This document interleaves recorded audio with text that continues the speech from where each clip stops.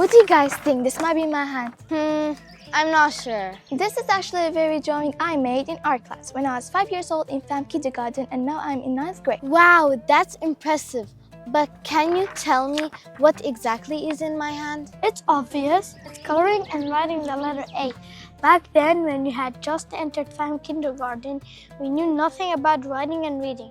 But with the dedication of our teachers, today we can read books, magazines, and even the greatest novels completely on our own. That's amazing. We've been through all these foundational steps already. Beyond the school subjects, our teachers work hard to teach us self-confidence, communication, and help us grow in our social skills. And this is just the beginning, because in the coming years, this very skill will become a natural part of who we are. Picture me today in 5th grade and imagine in the coming years I'll be the best public speaker.